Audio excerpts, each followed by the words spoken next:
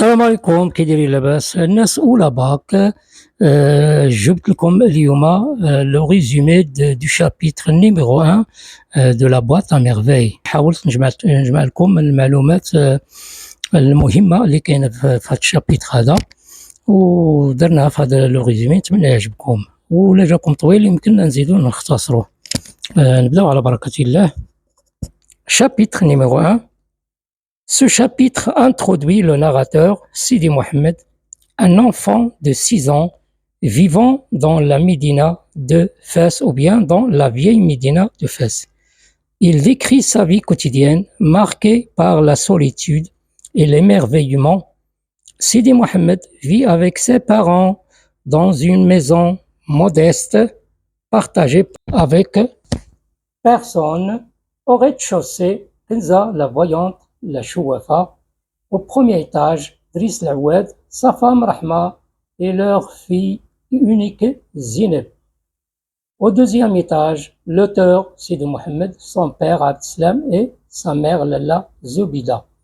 En face d'eux habitait la famille de Fatma Bziouia, son mari Allal, le jardinier. La mère de Sidi Mohammed était une femme affectueuse et protectrice. L'auteur était très attaché à sa mère, mais elle n'aimait pas l'accompagner au bain mort, car il le comparait à l'enfer. Son père était un artisan sérieux et souvent préoccupé par leur situation financière. Il rentrait toujours tard et subissait presque toujours le récit d'un événement que sa femme se plaisait à peindre avec les couleurs les plus sombres. Dans ce chapitre, le narrateur racontait la scène de dispute de sa mère avec Rahma, qui a eu l'idée néfaste de faire sa lessive un lundi et qui appartenait exclusivement à sa mère. L'auteur évoque aussi sa boîte à merveilles, un coffre rempli d'objets hétéroclites qui pour lui seul avait un sens et qui l'aide à échapper à la monotonie de sa vie et à stimuler son imagination.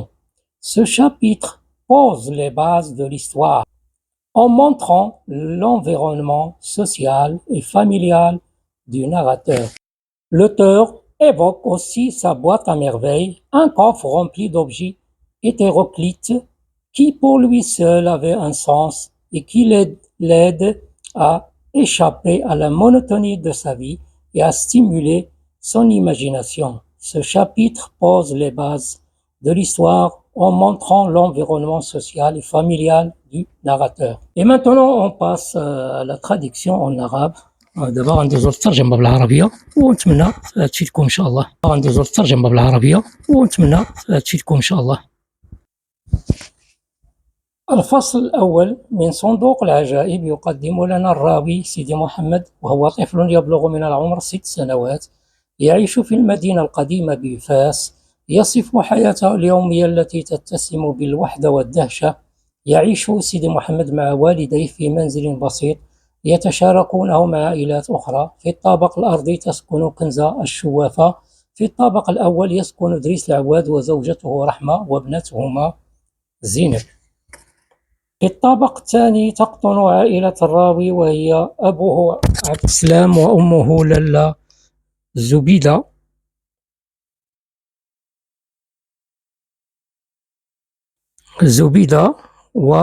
والغرفة المجاورة كانت تسكنها عائلة فاطمة بزيوية.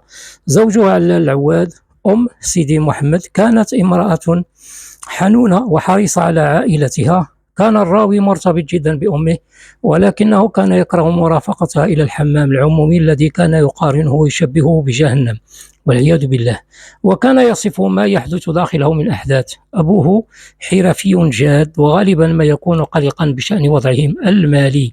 كان يدخل متأخرا للبيت وكانت زوجته تحكي له ما حصل في اليوم من أحداث ترويها بطريقة سوداوية. في هذا الفصل يروي سيدي محمد أيضا واقعة المشاجرة التي حدثت بين أمه ورحمة حول مسألة الغسيل يوم الاثنين الذي هو مخصوص لأم الراوي. إلى هنا تكون دونك الشابيتر الأولى، الملخص ديال الشابيتر الأول سالا. إن شاء الله، تحياتي وإلى اللقاء.